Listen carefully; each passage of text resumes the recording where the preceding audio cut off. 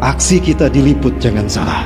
Walaupun cuma berkumpul dengan menyurahkan suara kita, mereka mendengar takbir kita di sana. Mereka bersemangat menunggu keadaan kita. Makin gembira mereka.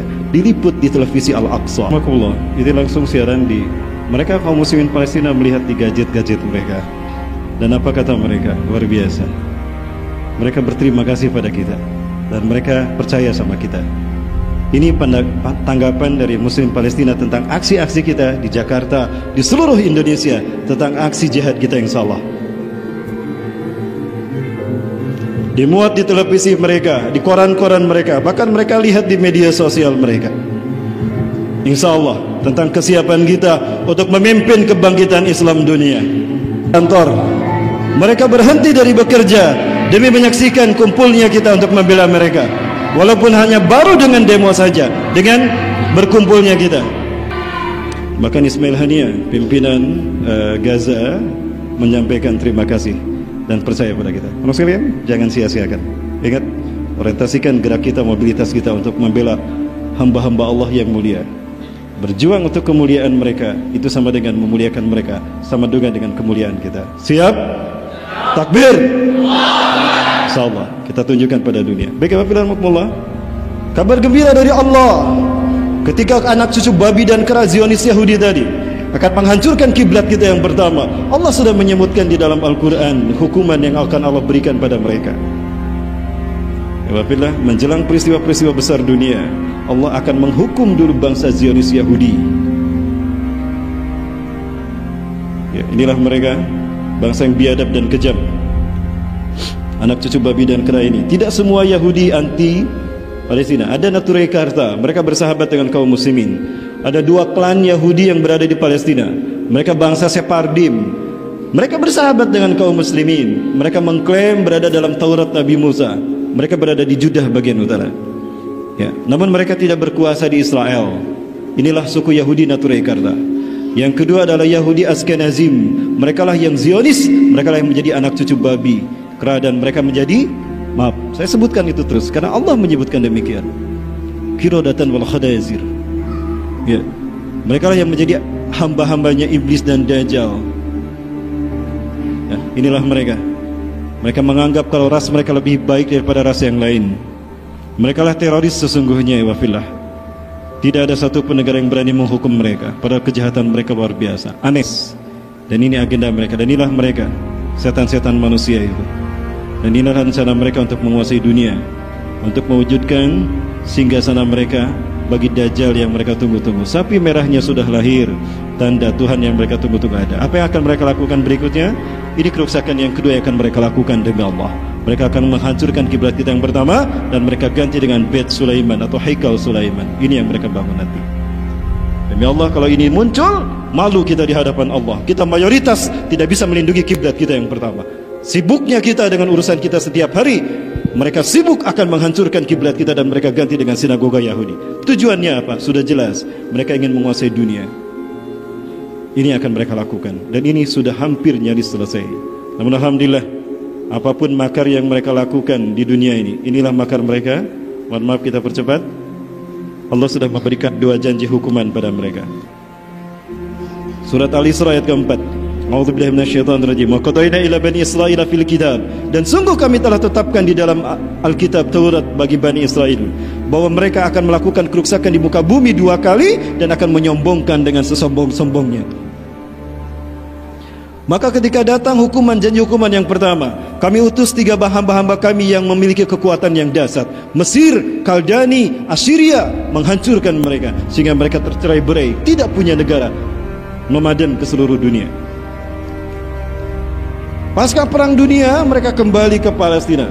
Tahun 1916 Atul Balfour, 1917 Atul Balfour mengeluarkan dekrit atau deklarasi yang mengizinkan Yahudi hijrah ke Palestina. Maka sejak itu mereka hijrah ke Palestina. Maka umat Islam diambil rumah mereka, dirampas secara paksa. Ini yang terjadi pada saudara kita. Jangan lupakan, Palestina dirampas oleh mereka sedikit demi sedikit, iwafillah. Jangan lupakan, mereka adalah saudara-saudara kita, iwafillah.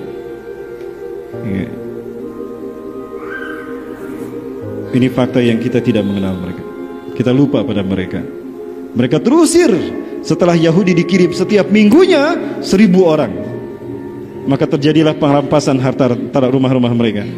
Ketika khilafah Turki dihancurkan, khilafah diganti dengan republik, huruf Arab diganti dengan huruf Latin, hijab dilepaskan dari kaum muslimin sehingga aurat-aurat mereka terbuka tanpa hijab. Azan pun diganti dengan bahasa Turki. Inilah musuh-musuh Islam. Demi Allah, si Mustafa Kemal pengkhianat ini tidak diterima jasadnya. Sebelum kematiannya, dia sakit, membusuk otak dan perutnya. Ada tayangannya di sini. Dia menjerit setiap malam, ceritanya sampai keluar istana. Bau busuk tercium di kamarnya. Organnya sudah mati, tapi nyawanya masih ada. Dia rasakan sakit akibat pengkhianatannya kepada kaum muslimin dunia. Ya Bapak, ini yang terjadi. Beginilah nasib umat Islam, dipecah-pecah kayak kue lapis. Mesir diberikan pada Inggris, Afrika Prancis, Palestina Jordan Inggris, Suriah Libanon Prancis. Bahkan PBB membagi dua Palestina. 54% bagi Israel, 46% bagi umat Islam Palestina. Maka apa yang terjadi? Mereka mengungsi dari rumah mereka. Ini yang terjadi wafillah. Yang tidak mau pergi dibantai di rumahnya sendiri. Di mana kita pada saat itu? Padahal kita negara yang mayoritas Islam. Ya wafillah.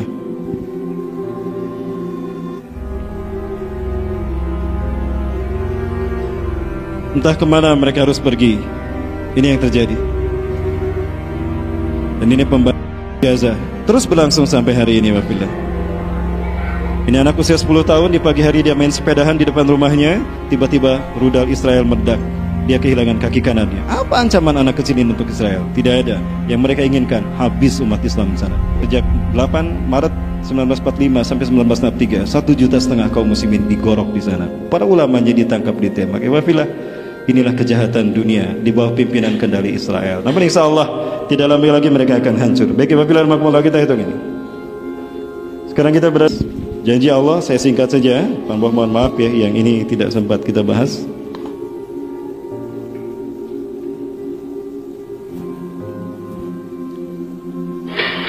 Perang dunia ketiga memang tidak bisa terelakkan kembali. Ini pasti akan terjadi.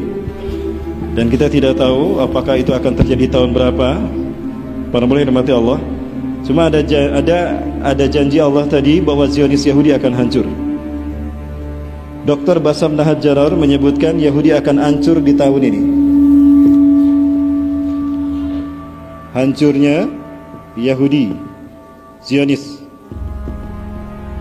Hari ini didasarkan pada 4 pernyataan beliau. Yang pertama, di tahun 1367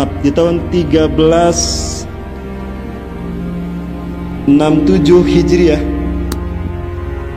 tepatnya pada tahun 1948, Zionis Yahudi merayakan berdirinya negara Israel di tanah Palestina. 14 Mei 1948, saat itu bertepatan dengan 1367. Seorang wanita tua Yahudi menangis dan dia pergi ke rumah, masuk ke rumah penyair Arab Rashid Muhammad Arsyad. Penyair Arab ini bertanya, "Ya ummah, ya jajah, lima tabkin? Afala takun biladun li qaumiki?" Wahai umbu, kenapa engkau menangis? Ya nenek, kenapa engkau menangis? Bukankah negaramu sekarang, bangsamu punya negara? Iya.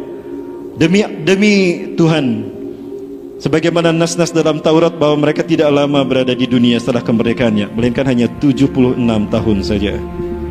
Tambah 76 tahun berapa? 1367 tambah 76, hasilnya 1443 Hijriah. Ini bertepatan dengan tahun 2022. Itu yang pertama. Yang kedua, Menachem Begin, Perdana Menteri Israel pertama dari kalangan perempuan. Dia ceramah resmi setelah Israel berhasil memukul mundur pasukan Libanon, merebut dataran tinggi Golan.